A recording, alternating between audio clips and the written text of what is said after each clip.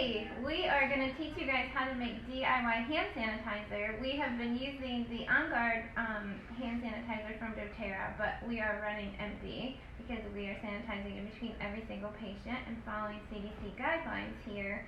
So I thought it would be fun to just share with you how I'm going to refill this.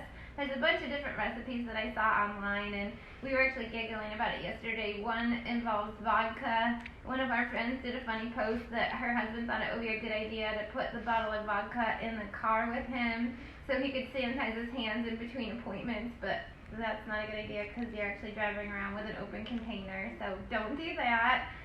There was another recipe that involved Everclear, which is a very high proof alcohol, and somebody went to a liquor store to purchase this Everclear, and the liquor store attendant told them that it's illegal. You can't sell it in the United States. So this is a legal version where you should be able to easily obtain all the ingredients. The reason why we are having to make our own is because a lot of the On Guard products, just like a lot of the immune supplements that we sell in the office, are actually back ordered and or out of stock because of the panic and fear of the coronavirus. A lot of people have been, just stocking up on products, making it hard to get some of this stuff. So we have an order on back order, but we need to have this in the office today in order to see people. So we're going to start with this little bottle.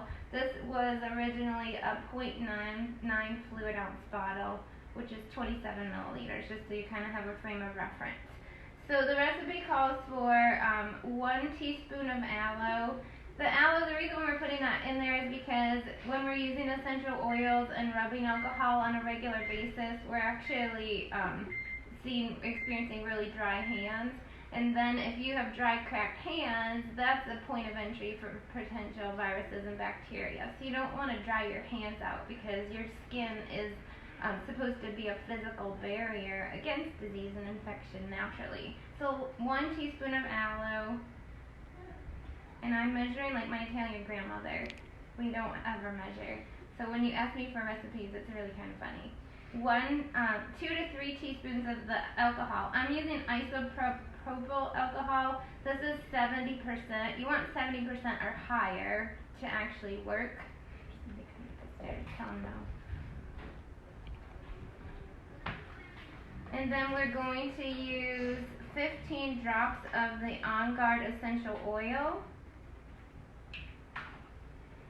And it's really easy to measure. Like, if you just kind of do it over the bottle, it might take a hot minute for the essential oil to come out.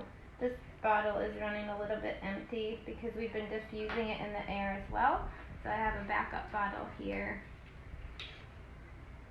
And we just go 1, 2, 3, 4, 5, 6, 7, 8, 9, 10, 11, 12, 13, 14, and 15, and 1 for a good measure.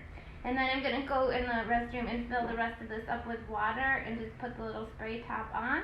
And there you have it, DIY hand sanitizer. Stay safe out there.